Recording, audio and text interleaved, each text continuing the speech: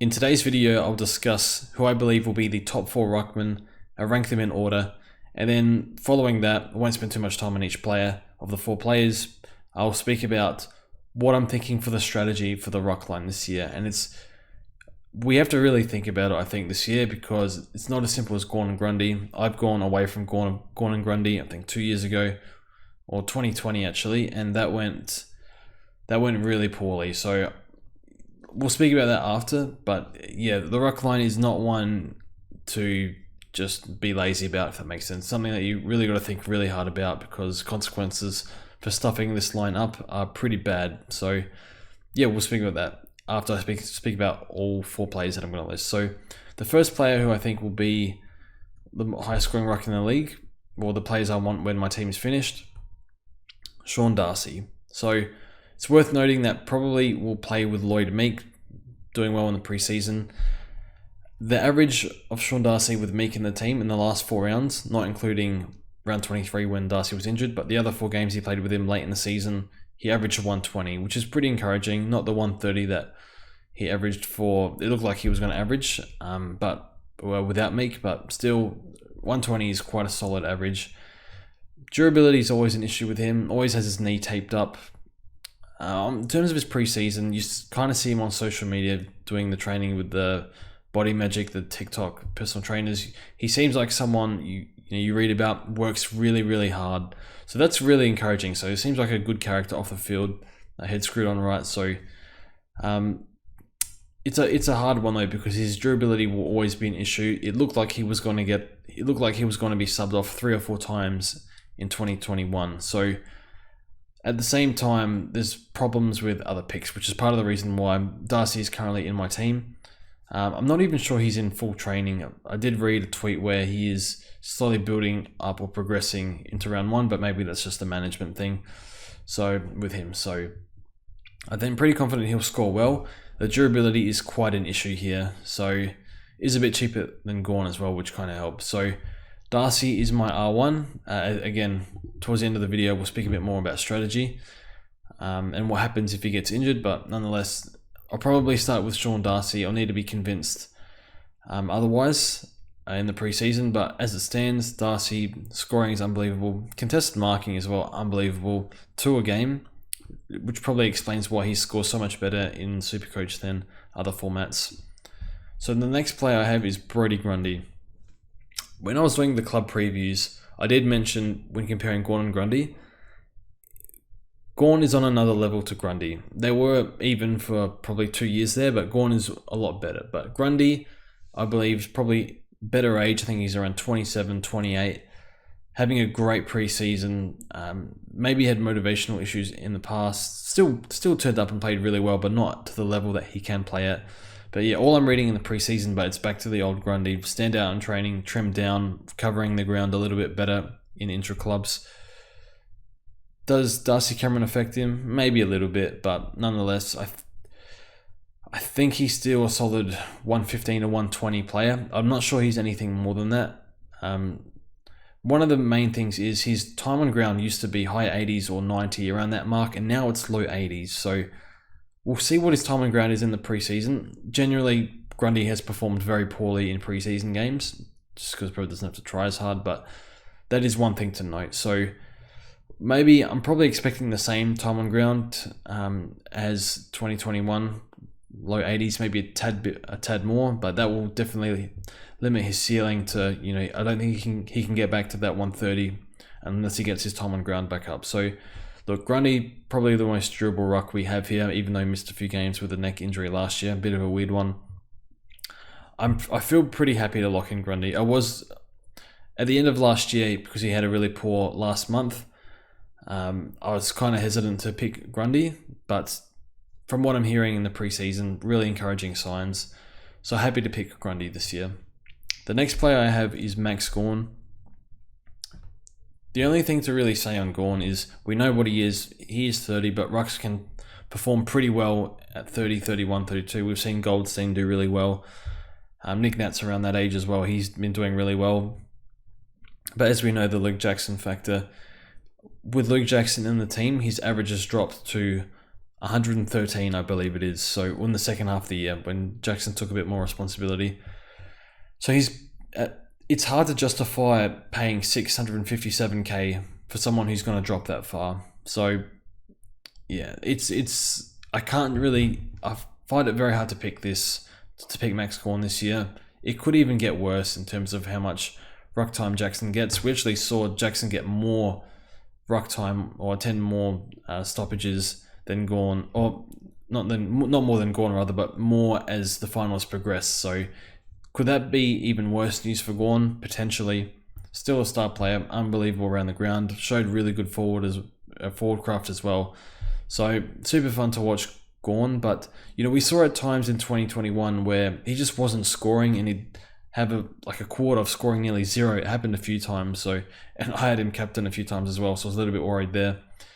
But it's hard to justify picking him. But when you look at the landscape, well, if you don't like Darcy's durability, do you just pay for Gawn and you're happy for him to tank in price? I don't know. I understand why you would do that, but again, you're not getting much value for money, so it's very tough. So the final ruckman I have is Nic Naitanui. So Nic Naitanui is not in full training at the moment, and I don't see myself picking him, but much like this used to be Oscar McInerney, but it sounds like they're going to play McInerney and Fort in the team. Marshall and Ryder still playing together, so their ceiling is quite capped. So I don't know how much forward Oscar McInerney is playing, because he is quite a capable forward, but did show some great signs of breaking out in 2021. See how his minutes go. Do they keep Fort in the team? Is Fort actually that good? But he seems to be praising him at training. But we'll just speak briefly on Nic Naitanui. Yeah, limited preseason, but it did surprise us all, playing 22 games. Something he hasn't done for quite a while in his career. But yeah, was probably the best ruckman in the league, maybe even or slightly below. Some would say above Max Gawn last year. Low time on ground. I think, look, 115, it has to be his ceiling, really. So not really a relevant starting pick and not really much more to elaborate on, but one to look at later in the season potentially. But I think I'd prefer Gawn if he comes down in price. So that's my 4. So I have Darcy, Grundy, Nic Nat, and Gawn. So what do we actually do in the rucks this year? And it's quite hard because people are not happy with Gawn tanking in price, and some people aren't happy with Darcy's durability, and some people might not be happy with Grundy, but I'm more than happy to pick Grundy. I think there's a little bit more security with him. So what do you do if you don't want to pick Gawn and you don't want to pick Sean Darcy? I think Oscar McInerney is too risky now with Gawn coming in, and Marshall's ceiling is probably 105, 110, absolute max, with Ryder in the team, depending on how they want to do that. So I'm not too sure, because we look at the cheaper options. So there's Braden Pruce. I don't like Pruce. The durability is horrendous. Already came out. There was a bit of a puff piece article on him the other day, and all it did was list, he had COVID, he had back issues, he had was it pec or shoulder issues or something last year, something like that.